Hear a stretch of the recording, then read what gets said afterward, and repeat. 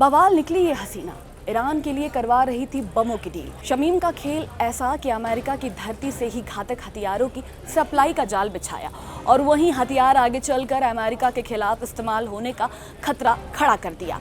आरोप ये भी है कि शमीम पर्दे के पीछे रहकर ऐसे नेटवर्क चला रही थी जिसमें अमेरिकी सिस्टम को ही इस्तेमाल कर हथियारों की डील सेट की जा रही थी। यानी एक ऐसा खेल जहां सप्लाई एक तरफ से और निशाना उसी पर। पूरी कहानी किसी थ्रिलर से कम नहीं, लेकिन इसके असर बेहद खतरनाक बताए जा रहे हैं। नमस्कार, मैं साक्षी सिंह और आप देख रहे हैं जी मीडिया का डिजिटल प्लेटफॉर्म। दरअसल अमेरिकी न्याय विभाग के मुताबिक माफी ने ओमान में पंजीकृत अपनी कंपनी एटलस इंटरनेशनल बिजनेस के माध्यम से ईरान और सूडान के रक्षा मंत्रालयों के बीच करीब 580 करोड़ रुपए से अधिक का सौदा कराया। इस डील में ईरान निर्मित मोहाजेर 6 सशस्त्र ड्रोन और लगभग 55,000 बम फ्यूज शामिल थे। जांच में ये भी सामने आया है कि 2020 में ईरानी सरकार ने माफी के पिता की विरासत में मिली संपत्ति जब्त कर ली थी। इसके बाद ईरान ने खुफिया तंत्र ने उसे प्रस्ताव दिया कि यदि वो अमेरिका में व्यापार शुरू कर तेहरान के लिए काम करती है तो उसे अपनी संपत्ति वापस पाने का मौका मिल सकता है। अभियोजन पक्ष का दावा है कि इस स्टार्टअप के लिए वित्तीय मदद भी ईरान की ओर से देने की पेशकश की गई थी। अमेरिका एजेंसी विशेष रूप से FBI से बचने के लिए माफी कथित तौर पर अपने सौदा को तुर्की और संयुक्त अरब अमीरात के रास्ते से अंजाम देती थी।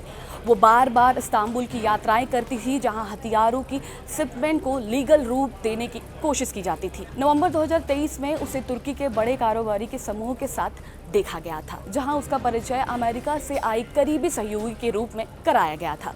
माफी पर सबसे गंभीर आरोप ईरान के मोहाजेर 6 ड्रोन की दलाली का है, जो निगरानी और हमले दोनों में सक्षम है। आरोप ये भी है कि उसने सूडान के रक्षा मंत्रालय के साथ गुप्त समझौते के तहत भारी मात्रा में हथियार और गोला बारूद की आपूर्ति सुनिश्चित की, जबकि सूडान पहले से ही भीषण गृह युद्ध का सामना कर रहा था। अदालती दस्तावेजों के अनुसार फोन रिकॉर्ड से ये संकेत मिलता है कि माफी सीधे तेहरान के खुफिया अधिकारियों के निर्देशों पर काम कर रही थी। अभियोजकों ने दावा किया है कि उसने खुद स्वीकार किया था कि वह ईरान के लिए अधिक उपयोगी साबित हो सकती है। उस पर अमेरिकी कानून international emergency economic power act का उल्लंघन करने का आरोप लगाया गया है।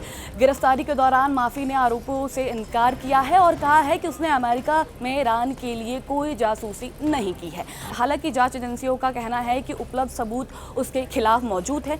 दोषी पाए जाने पर उससे अधिकतम 20 साल की संदेह सजा हो सकती है। लॉस एंजलिस के सेंट्रल डिस्ट्रिक्ट के अमेरिकी अटॉर्नी ने इस गिरफ्तारी को राष्ट्रीय सुरक्षा के लिहाजा से महत्वपूर्ण बताया है।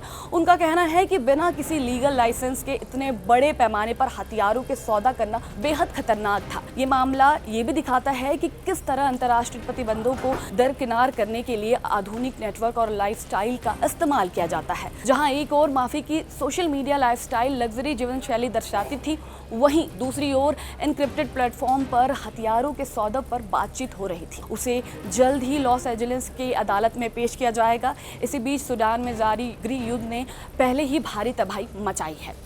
संयुक्त राष्ट्र की रिपोर्ट के अनुसार इस संघर्ष में हजारों नहीं बल्कि लाखों लोग प्रभावित हुए हैं और बड़ी संख्या में लोगों की जान जा चुकी है। दारफूर क्षेत्र में हुई हालिया हिंसा को नरसंहार तक बताया गया है, जबकि करीब 90 लाख लोग विस्थापित हो चुके हैं।